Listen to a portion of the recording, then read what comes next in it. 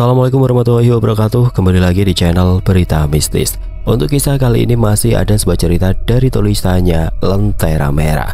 Sebuah kisah yang berjudul Tersesat di Kampung Gaib.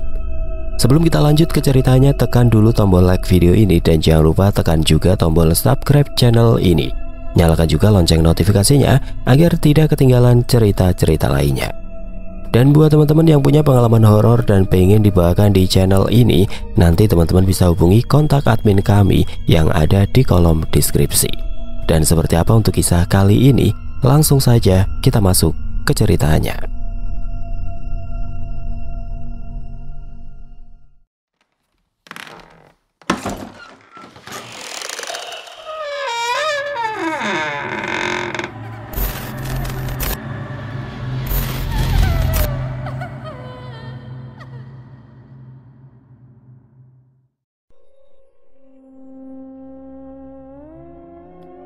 Intan, Kang Mas datang, Dek.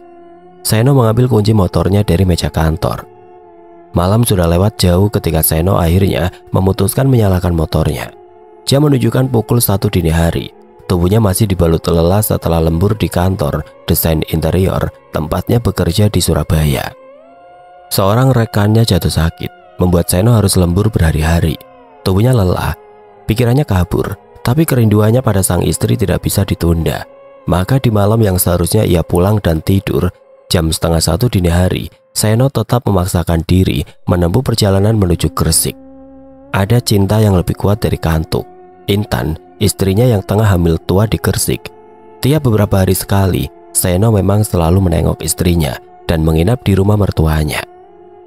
Ia memilih jalur alternatif, jalan sepi yang biasa dipakai warga lokal, meski satu arah, cukup luas, tapi jalanan desa bukan aspal. Jalur itu memangkas waktu 30 menit. Di sebelah kiri pematang sawah terbentang sunyi, di sebelah kanan aliran sungai besar mengalir tenang, nyaris tidak bersuara. Pohon-pohon bambu berderet rapi di tepi sungai, bergoyang kecil ditiup angin dini hari. Bunyi daun-daun yang tertiup angin membuat getar hati yang aneh. Seno melajukan motor sambil terus mengusap wajahnya agar tetap terjaga. Langit mendung menggantung berat. Hujan rintik datang tiba-tiba, padahal bukan musimnya.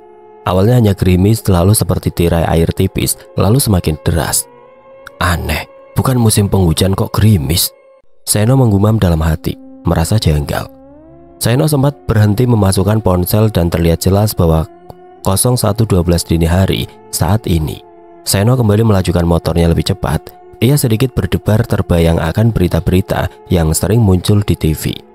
Tentang begal jalan yang sering berbuat nekat pada pengendara. Tidak lama kemudian kabut mulai menyusup dari kejauhan, makin mendekat lalu menelan jalan sepenuhnya. Kabut putih pekat menutupi pandangan hingga nyaris nihil. Jarak pandangannya tidak sampai 2 meter. Ia mulai ragu, semua putih, tidak ada yang terlihat di kiri, kanan, bahkan depan. Seno tetap menjalankan motornya walau ia tidak melihat apapun berjalan lurus. Seno hafal betul jalan alternatif itu. Tidak ada persimpangan sejak beberapa kilometer lalu hingga tujuan. Ini masih jalur yang sama berarti. Batin Seno bingung di pekat kabut yang tidak terhenti. Motor tetap ia pacu pelan. Saat ia melihat ke bawah, astagfirullah, teriaknya refleks. Matanya ia kedipkan berulang kali. Roda seperti tidak menapak jalan, rasanya seperti melayang, terbang rendah di antara kabut. Tapi ia terus melaju, mencoba tidak panik. Lalu, kabut tiba-tiba menguap perlahan, seolah disedot oleh langit. Nafasnya nyaris putus saat melihat apa yang muncul setelah kabut itu hilang. Seno menghembuskan nafas panjang. Aku pasti salah lihat. Rodanya menempel jalan kok. Ia menyanggah penglihatannya tadi. Kini ia melihat jalan di depan kembali terbelalak. Ini begitu gelap. Tidak ada cahaya apapun selain lampu motornya. Tidak ada orang. Tidak ada bangunan, tidak ada motor atau kendaraan lain yang lewat selain dirinya di jalanan itu. Gelap yang terlalu pekat, gelap yang jarang ia temui dan lihat. Seno tetap memacu gas motornya tanpa henti dan berharap tidak ada penjahat yang mendekatinya. Cerita tentang begal membuatnya bergidik sendiri. Seno melihat di sisi kiri jalan berdiri pohon besar, sangat besar. Batangnya setebal pelukan 3 orang dewasa. Rantingnya menjuntai seperti tangan-tangan tua yang menggigil. Pohon itu berdiri dalam gulita total. Seno merinding. Ia tidak berhenti. Tidak ada pilihan. Ia menelan ludah dan tetap melaju, menoleh ke pohon yang entah mengapa terasa hidup. Tidak lama setelah melewati pohon itu, Seno tersenyum lega. Alhamdulillah, kampung terlihat. Ada orang buat bertanya. Ia memacu motor dengan cepat, berjalan lurus hingga sampai di deretan rumah tersebut. Seno menengok kiri dan kanan. Tanya sama siapa ya? Semua rumah tertutup rapat, namun yang membuatnya bingung, semua rumah di desa itu masih berupa anyaman bambu dan beratapkan daun kelapa, serta cahaya yang terlihat bukan dari lampu listrik, melainkan lampu ublik, atau disebut juga lampu templok seperti di masa lalu. Tidak ada satupun bangunan bata, seolah waktu di kampung itu telah berhenti berabad-abad lalu. Tidak ada listrik, hanya cahaya lampu ublik. Pelita kecil berbahan minyak tanah menyala di setiap rumah, mengeluarkan pijar kuning redup yang bergerak-gerak lembut tertiup angin. Lampu-lampu itu menggantung di langit-langit teras. Beberapa ditaruh di atas batu pipi di halaman depan, meski tidak tampak manusia. Tapi tidak ada suara, tidak ada hembusan nafas, tidak satupun pintu rumah terbuka. Ah iya, ini malam sekali, pasti semua warga di sini tertidur. Seno baru sadar dan tersenyum menyadari kebodohannya, yang heran tidak menemukan orang sama sekali. Seno memperlambat laju motornya, degup jantungnya keras, tapi langkahnya tetap memaksa maju. Ia tidak menemukan orang sama sekali, itu hanya deretan rumah-rumah bergaya kuno zaman dulu, dengan cahaya ala kadarnya. Ia terus berjalan, tidak ada satupun orang untuk ditanyai, tidak ada satupun orang yang menjawab. Ia tidak berani beristirahat bila yang empunya tidak ada. Ia juga tidak berani beristirahat karena hari semakin gelap terasa. Rasa khawatir juga tiba-tiba menyergapnya. Rasa gelisah juga. Rasa letih yang amat sangat membuat ia terus melajukan motornya, berharap seseorang akan memberitahukan jalan pulang. Atau ia akan bertemu kendaraan lain yang akan membantunya untuk kembali ke jalan yang benar, ke tempat ia awal tersesat. Di kejauhan telinganya menangkap suara. Alunan gamelan, lembut, lambat, dan mengalun seperti dari balik kabut. Ada sinden yang melakukan tembang Jawa. Suaranya lirih, hampir seperti bisikan yang menyentuh langsung ke tulang. Wajah Seno berubah lega. Hajatan, berarti masih ada orang. Seno merasa yakin orang-orang kampung sebagian besar pasti menonton gamelan tersebut. Ia menyalakan semangat, berharap bisa bertanya arah pulang ke orang-orang yang berkumpul di tempat peserta tersebut. Laju motor ia percepat. Tidak lama Seno akhirnya tersenyum lega lagi. Ia melihat seorang pria dengan menggunakan udeng atau kain ikat di kepala khas Jawa, serta mengenakan baju yang longgar serta celana yang longgar layaknya petani zaman dahulu, tersenyum kepadanya. Bapak tua itu tersenyum kepadanya dan berkata pada Seno dengan suara yang berwibawa, "Le, sebenarnya kamu ada apa dan sedang apa?" "Oh, Pak, terima kasih jenengan ada di sini. Aku benar-benar bingung. Mungkin kula tersesat, Pak. Sebenarnya saya mau ke desa Wedung Sari di Gresik, tapi entah kenapa saya mengambil jalur alternatif, lalu sampai ada di sini." Bapak itu tidak menjawab, hanya melihat dari atas ke bawah, lalu dari bawah ke atas, semua penampilan dari Seno. Seno bingung. "Pak, maaf, apakah Bapak mendengar saya?" "Walah, Le, kamu tersesat. Kalau begitu kamu pasti lelah. Mari masuk ke gubuk saya dulu." Benar saja Seno dituntun ke dalam gubuk pria tersebut. Rumahnya tidak berbeda dengan penduduk lainnya, namun ini sedikit lebih besar, bersih dan sedikit lebih terang. Lalu orang tua itu bertanya ketika Seno sudah duduk tenang, "Le, kamu itu sedang puasa apa?" dalam bahasa Jawa yang sangat tulus. Seno menjawab, "Mohon maaf, Pak, maksudnya bagaimana ya? Saya tidak puasa apa-apa, Pak." Lalu pria tua itu bertanya lagi, "Kalau begitu kamu sedang melakukan ritual apa?" Seno tersenyum lagi, "Maaf, Pak, aku tidak melakukan ritual apapun. Saya ini sedang dalam perjalanan menuju rumah mertua saya, ingin bertemu istri dan tersesat ke sini melewati jalur alternatif yang saya tempuh." Kemudian si bapak itu tersenyum, "Nah, kamu pasti kelelahan setelah berjalan sejauh ini. Silakan dimakan dulu." Bapak tua itu menyediakan makanan ala kadarnya khas desa, mungkin singkong rebus. Aromanya harum seperti singkong. Karena Seno sedang kelelahan dan lapar, ia berkata, "Maaf, Pak, saya memang benar-benar lapar dan kelelahan. Apakah boleh saya memakannya? Silakan, Le. Ini halal dan aman untukmu. Lalu Seno memakan makanan itu. Setelah selesai makan dan minum, Seno berkata, "Lalu Pak, bisakah Bapak tunjukkan arah mana agar saya bisa pulang? Saya sudah punya tenaga untuk naik motor lagi dan menuju rumah mertua saya," kata dia begitu. Bapak itu tersenyum, mengembuskan nafas panjang sebelum bicara. "Le, kamu itu sekarang berada di dunia yang lain, berada di dimensi yang lain. Ini bukan alammu, Nak." Seno terkejut. Badannya gemetar. Ia terbelalak tidak percaya, lemas dan tidak sanggup berbuat apa-apa. Alam lain? Maksudnya bagaimana, Pak? Ini bukan dunia saya lagi." Terjawab semua keanehan dan kegelisahan perasaannya. Ia terbayang wajah istrinya, terbayang kehamilan istrinya. Ia ingin membopong bayinya. Apakah ia bisa? Debaran hatinya bertalu, lemas dan rasanya ingin menangis. Lalu dengan gemetar ia berkata, "Lalu Pak, apa saya bisa pulang? Tolong saya, Pak.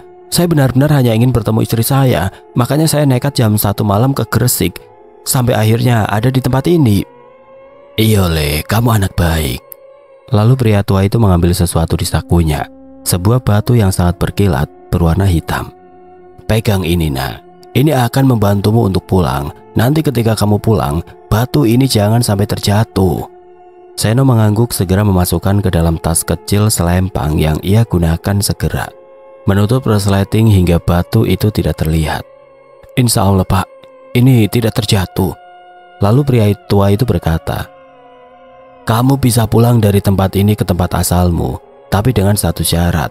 Ketika kamu melewati semua hal, ketika kamu berbalik arah, kamu tidak boleh menengok dan berhenti walau apapun yang mengganggumu. Kamu harus tetap melajukan motormu lurus, tanpa berhenti, tanpa menengok ataupun mampir. Ingat, Le, kalau kamu melanggar pantangan itu, maka kamu akan selamanya di sini." Seno gemetar. "Baik, Pak, matur nuwun. Terima kasih banyak. Bapak telah membantu saya. Saya bingung, takut dan lemes sekali tadi." "Iya, Le, hati-hati." Seno keluar dari rumah bapak tua itu dan ragu mengulurkan tangan untuk salam. Ia mencium punggung telapak tangan bapak itu dengan takzim. "Sekali lagi terima kasih karena telah menolong saya dan memberitahu keadaan saya, Pak." Seno sadar bapak itu bukan manusia, namun tangannya menyalami dengan takzim adalah sopan santun yang biasa Seno lakukan kepada orang tua. Kakinya menapak halaman. Seno menengok pada suara yang tadi ia dengar dari kejauhan. Suara gamelan yang indah yang membuat ia tadi ingin mendekat ke tempat itu hingga akhirnya bertemu bapak tua di depannya. "Sudah, Le, jangan kau datangi tempat itu. Kau tidak akan kembali bertemu istrimu bila kamu datang ke tempat gamelan tersebut." Seno mengangguk patuh dan mulai memutar motornya, menghidupkan motornya dengan menyebut basmalah. Dari kaca spion bapak tua itu tersenyum mengantar kepergian Seno. Seno sampai di perkampungan yang tadi ia lewati. Jajaran rumah dengan bilik bambu dan atap daun nipa coklat. Perkampungan dengan rumah bilik bambu itu tadi sepi, tidak ada tempat bertanya, namun ternyata sekarang begitu ramai. Setiap rumah terlihat di halamannya ada seseorang, seperti anak-anak yang bermain. Rumah lainnya ada seorang perempuan yang menyisir rambutnya, ada lagi yang halaman rumahnya diduduki seorang kakek tua yang duduk termangu. Di rumah lainnya lagi ada yang halamannya berisi 2 kereta kencana lengkap dengan kudanya seperti di karnaval.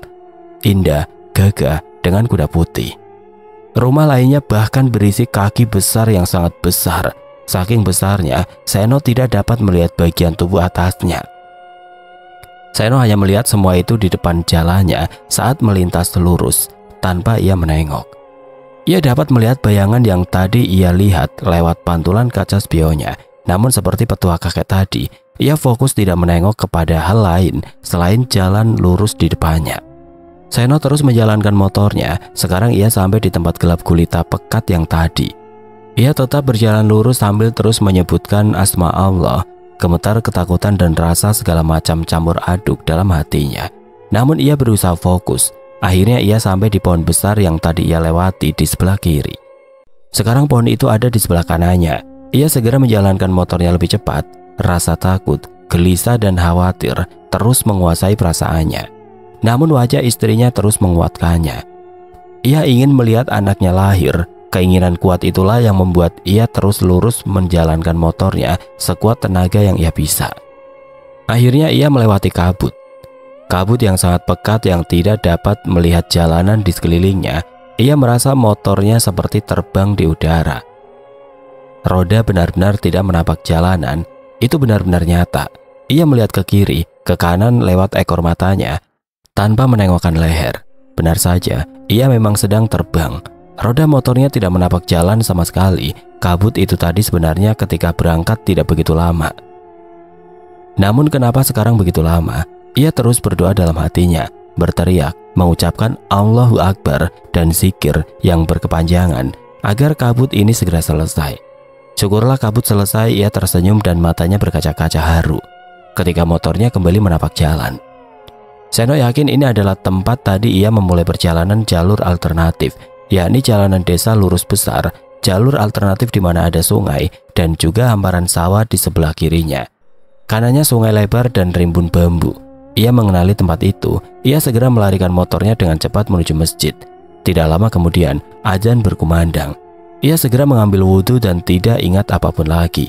Ia hanya merasakan lelah dan beristirahat. Seno membuka matanya perlahan. Ia heran semua putih. Bau obat menyengat indera penciumannya. Seno kini sudah berada di rumah sakit. Seorang dokter bertanya di sisinya. Di sebelahnya seorang polisi mencatat. Mata Seno kosong dan gelisah. Sedikit-sedikit tampak ketakutan dan bergedik ngeri. "Pak, Anda dari mana dan sedang apa tadi?" "Saya tersesat, Pak." Ia tampak kebingungan. Sekali lagi ia ketakutan dan bingung. Kali ini polisi berkata, "Anda ditemukan tertidur. Sebelumnya apa yang terjadi? Tolong jelaskan pada saya, Pak." Saya tersesat." Polisi mengangguk. Seno ditemukan di sebuah pos ronda di sebuah desa. "Dari jalanan mana Anda tersesat, Pak?" Polisi itu bertanya lagi. "Saya tersesat, Pak." Seno hanya terus menjawab kata itu setelah pertanyaan demi pertanyaan diajukan. Kata lain yang bisa Seno ucapkan adalah tidak tahu. Sebenarnya semua terheran saat itu. Warga desa melapor seseorang tertidur di pos ronda dan dikira adalah korban kejahatan yang terkena sirep atau bius karena dibangunkan tidak juga bangun. Namun mengingat motornya ada, kuncinya juga ada, dan juga sehat, tidak ada luka apapun, ketua desa segera melapor kepada polisi. Dalam keadaan pingsan atau mungkin tidur, Seno dibawa ke rumah sakit oleh polisi. Di rumah sakit setelah sadar, polisi menanyai Seno, "Pak Seno, apa yang terjadi dengan Anda? Apa Anda ingat?" Seno menggeleng. "Di mana saya, Pak? Ini di mana?" Polisi menghembuskan nafas kecewa melihat respon Seno, kebingungan seperti linglung.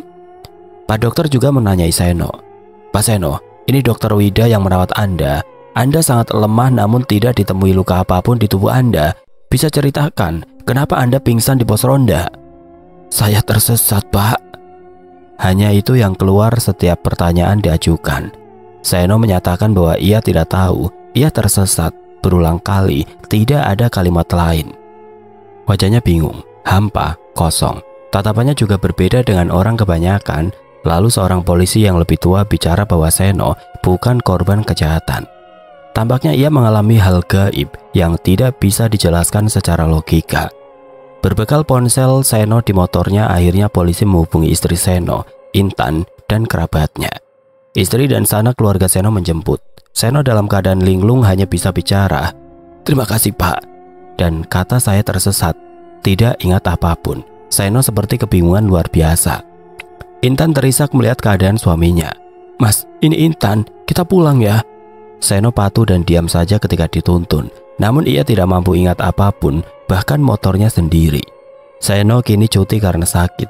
Perusahaan memberikan dispensasi begitu longgar baginya. Intan merawat Seno dengan sabar seperti biasanya. Suatu hari di ruang tamu rumah orang tua Intan di Gresik. "Duh, ojo nangis wae. Menangis itu tidak menyelesaikan masalah." "Lantas piye, Pak?" Intan ora sanggup melihat Mas Seno terpaku saja di teras setiap ditanya. Jawabannya "Terima kasih, Pak," atau "Saya tersesat."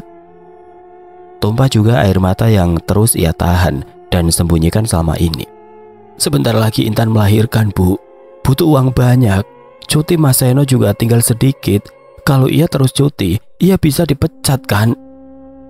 Kita nggak ngerti nak urusan gaib. Kebetulan suamimu yang sekarang harus berurusan. Hargai bagaimana bila bapak ibu sarankan kau harus membawa suamimu ke tempat ruqyah ada di kota provinsi. Intan menghapus air matanya melihat sebentar kepada suaminya yang berada di teras, lalu menengok. Lalu Pak, apakah Mas Seno akan sembuh? Mungkin Dok. Barangkali masih ada makhluk halus yang menempel di tubuhnya atau di dekatnya, atau perjalanan yang dia lakukan benar-benar membuat jiwanya letih. Kita nggak akan pernah tahu Dok. Dicoba saja ya. Bu Siti mengelus rambut putrinya. Intan mengangguk. Setelah bertanya kepada seorang ustadz di kampung, mereka akhirnya setiap seminggu 2 kali Seno mendapat ruqyah untuk jiwanya. Menurut Pak Kiai yang menanganinya, Seno bisa sembuh, namun memang butuh waktu yang tidak sebentar. Akhirnya Seno juga diberhentikan dengan terpaksa oleh perusahaan karena terlalu banyak cuti. Intan menerima dengan lapang dada. Pada saat ini, yang terpenting adalah kesehatan suami. Biaya yang seharusnya digunakan untuk melahirkan dan sudah siap di tabungan Intan, sedikit demi sedikit terpakai untuk membiayai pengobatan Seno. Intan dengan sabar mengantar Seno rutin di ruqyah. Pengobatan secara ruqyah membawa dampak yang cukup baik. Seno mulai menunjukkan mata yang hidup, tidak kosong lagi. Sudah dapat berbicara banyak hal kecuali saat ia tersesat. Saat mereka semua makan bersama ngobrol di ruang tengah, Seno tersenyum bahagia pada Intan sambil menikmati pisang goreng buatan istrinya. Suasana hangat oleh canda adik ipar, Intan, dan juga ibu mertuanya. Sen, kamu sudah sehat nak. Bapak senang kamu sehat. Sebenarnya kamu itu kemana saja Seno? Selama 3 hari tiba-tiba ada di rumah sakit Ponorogo. Seno terbelalak. Hah?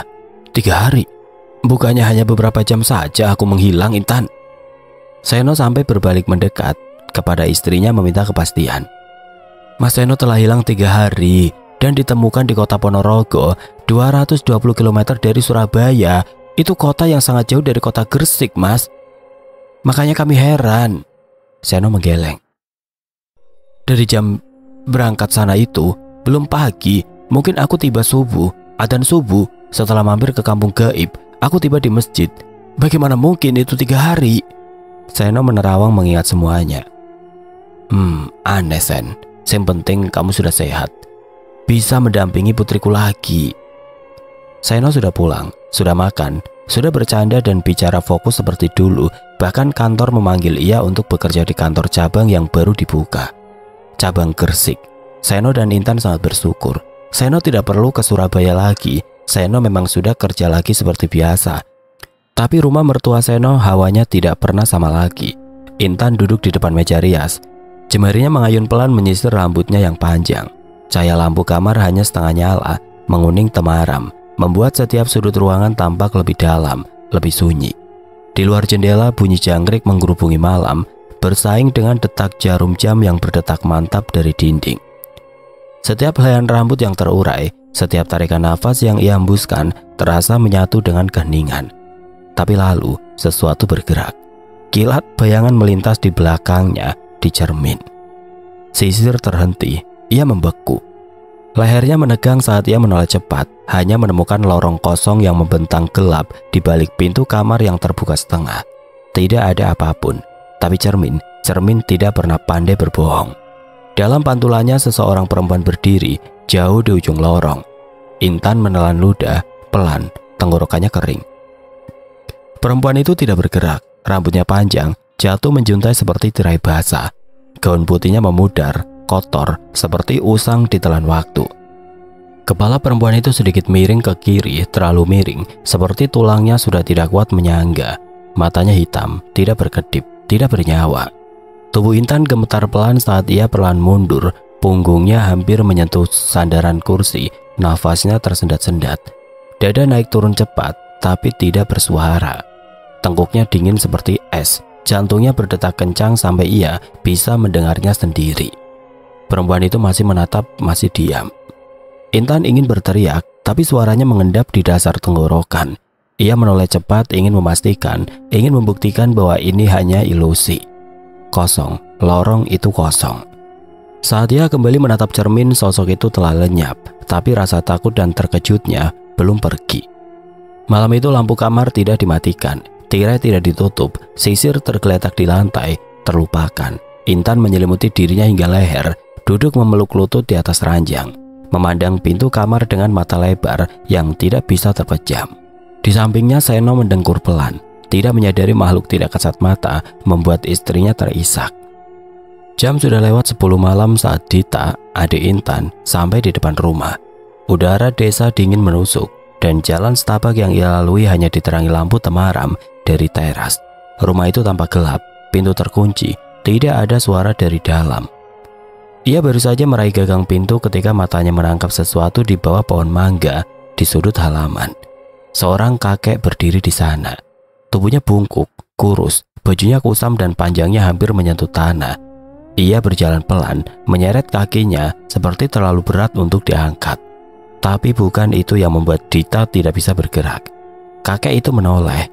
Lehernya berputar dengan gerakan aneh, terlalu pelan, terlalu kaku, seperti dipaksa.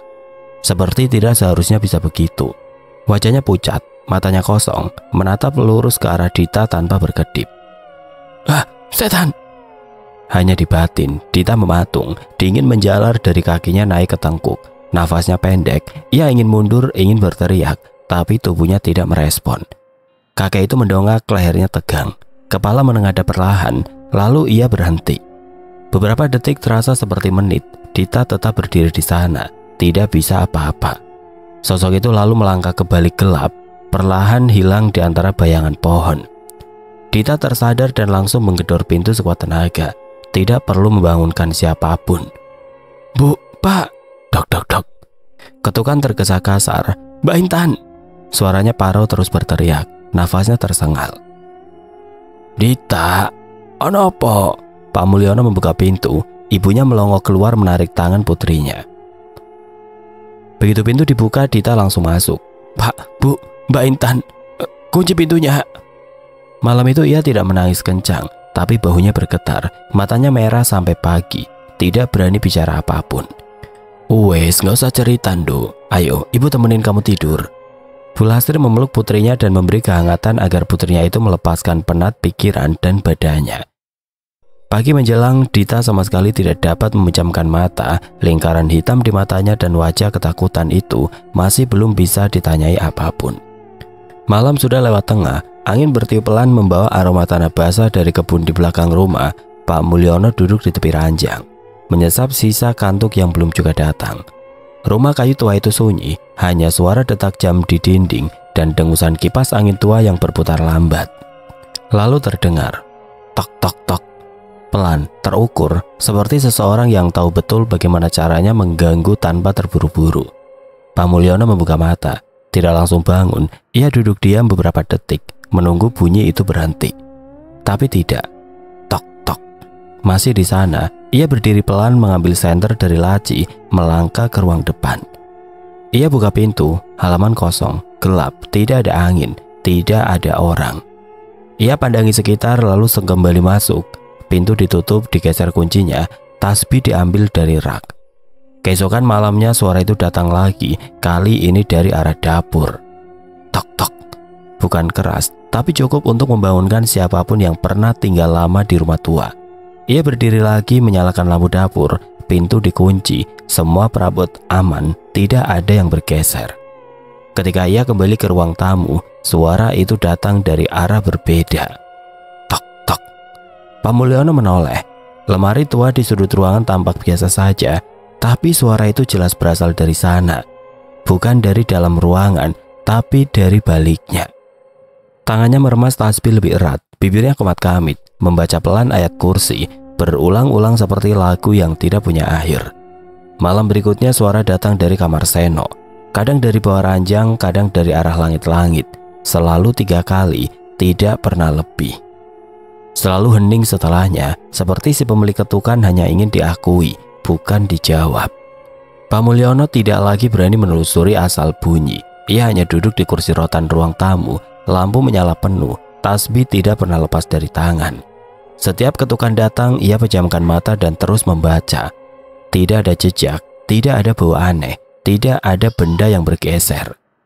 Hanya suara itu datang setiap malam. Rumah ini jadi aneh sekarang. Pak Mulyono berusaha memejamkan mata. Mas, apa Mas tahu kami semua tiap malam diganggu? Intan mengadu kepada suaminya. Iya, waktu itu aku melihat kakek-kakek tua yang di pohon mangga. Aku juga heran, setiap hari aku pulang malam, bahkan pulang lembur, gak pernah melihat yang aneh-aneh seperti itu.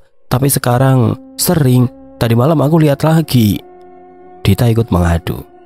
Bapakmu juga tiap hari diganggu, Le. Ibu ya dengar suara cakar-cakar di lemari. Piye iki yo? Kok sejak Seno punya pengalaman gaib hilang, aneh saja kejadian di rumah ini. Bu Lastri menghembuskan nafas panjang, sedih. Rasanya Dita nggak betah Bu di rumah, Dita takut. Dita mengeluh kepada ibunya. Kita ini adalah manusia derajatnya lebih tinggi, Dita. Mbok yo ngajinya dan sholatmu itu ditambah, bukannya malah kabur mau kos. Pak Mulyono memberi nasihat pada putrinya, matanya menatap semua anggota keluarganya.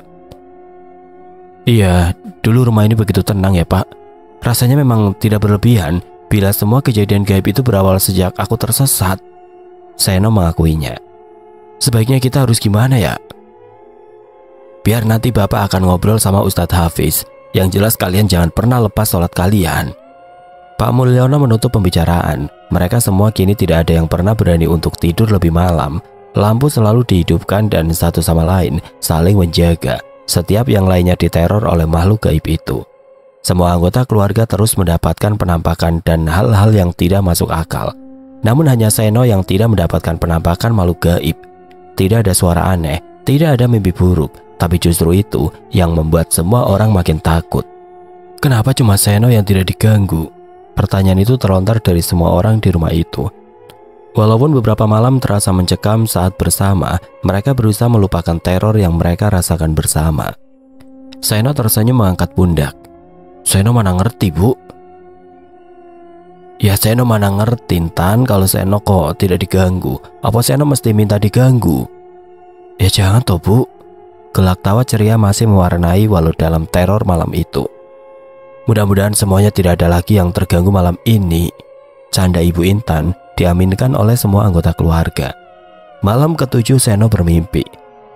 Ia berjalan di jalan kecil, tanah basah, pepohonan di kiri kanan. Kabut tebal, sunyi, lalu tampaklah pria tua dengan senyum yang ramah yang pernah menuntun Seno untuk berjalan pulang ketika tersesat. Orang tua itu melambaikan tangan, wajahnya keriput. Kamu bawa sesuatu, Le, katanya pelan. Nyuwun sewu Pak, Seno bawa apa? Seno mengernyit bingung, tidak mengerti maksud pembicaraan ini. Benda dari alam kami, bungkus benda itu dengan kain kafan, kubur di bawah pohon besar. Pemakaman desa Gending, kalau tidak mereka akan datang terus.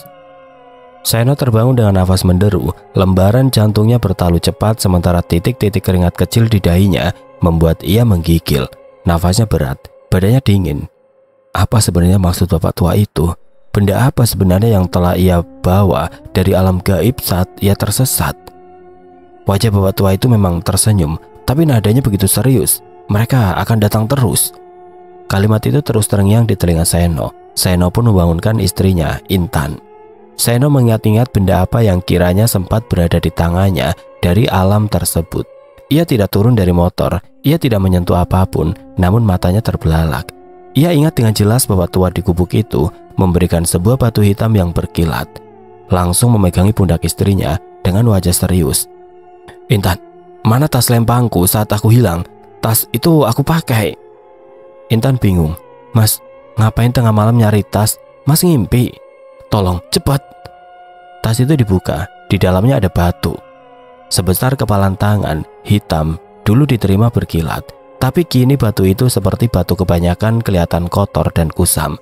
Permukaannya halusnya tetap dingin seperti es. Seno menggenggam batu itu. Seketika lampu kamar berkedip-kedip. Lalu padam, semua jadi gelap. Angin tidak ada, suara juga hilang, seperti dunia berhenti sebentar. Intan mundur ke sudut ruangan. Mas, itu batu apa? Aku nggak tahu, tapi ini penyebabnya. Rumah kita terus didatangi karena ada batu ini. Pagi harinya Seno cerita ke mertuanya tentang mimpinya tentang batu. Pak Mulyono tidak menjawab apa-apa. Namun Ustadz Hafiz yang saat itu sengaja diundang oleh Pak Mulyono untuk membicarakan hal ini langsung manggut-manggut. Aku pernah dengar hal seperti ini. batu semacam ini bukan sembarang batu. Biasanya, orang-orang yang mau pesugihan melakukan puasa tertentu atau ritual khusus untuk mendapatkan batu seperti ini. Mereka minta kaya, jabatan, dengan makhluk gaib, atau minta apa saja. Batu ini membawa energi yang akan menghubungkan dengan makhluk yang bisa mewujudkan permintaan mereka. Mereka datang karena Nak Seno menyimpan batu ini dan siap bersekutu denganmu. Aku gak minta apa-apa, Pak. Aku cuma mau mereka tidak datang lagi ke rumah ini. Seno menatap istrinya yang kurang tidur dan pucat karena penampakan yang terlalu nyata di rumah itu setiap malam.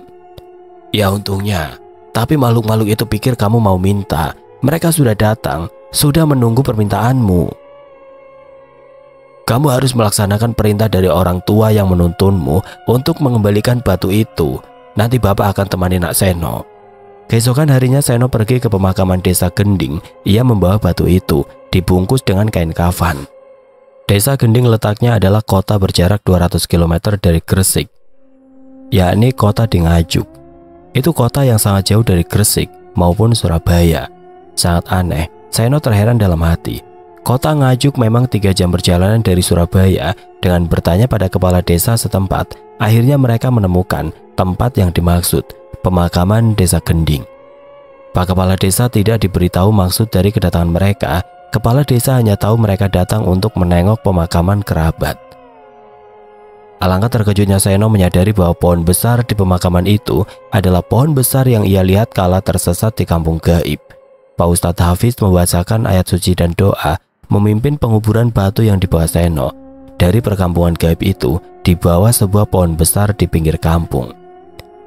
Seno berdiri gemetar, tidak mampu berkata-kata saat batu hitam itu ditutup dengan kain kafan dan dikubur. Ustadz Hafiz menepuk pundaknya, mengingatkan, kamu harus banyak membaca istighfar dan kirimkan surat Al-Fatihah untuk almarhum yang telah membantumu.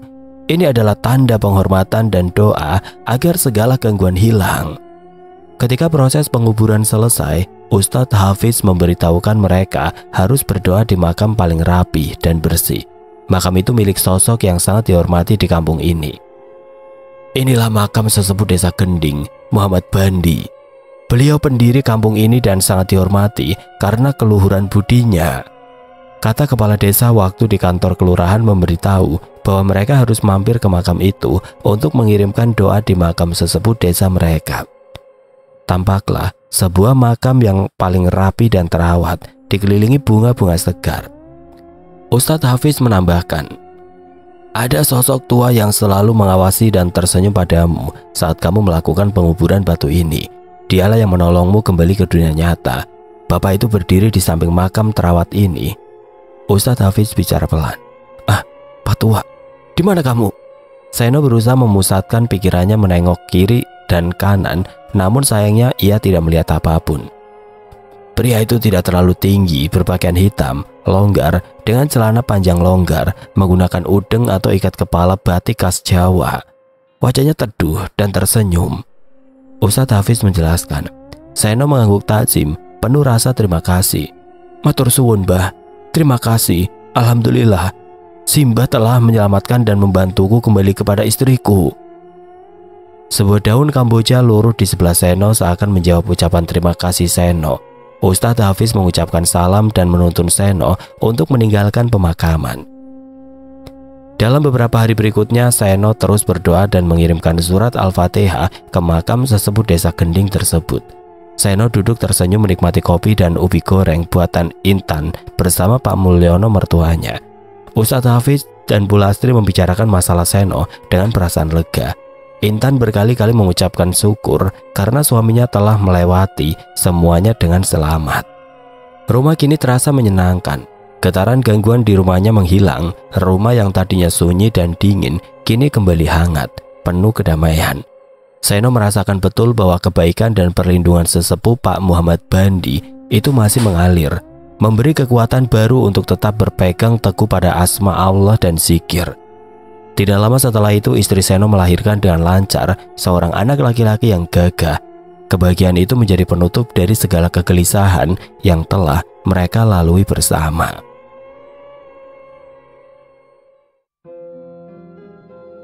Oke teman-teman, sekian untuk kisah kali ini. Bagaimana menurut kalian tentang kisah ini? Tulis komentar kalian di kolom komentar. Dan buat teman-teman yang baru bergabung, jangan lupa untuk like, komen, share, serta subscribe channel ini. Dan jangan lupa nyalakan juga lonceng notifikasinya agar tidak ketinggalan cerita-cerita lainnya. Dan akhir kata, wassalamualaikum warahmatullahi wabarakatuh.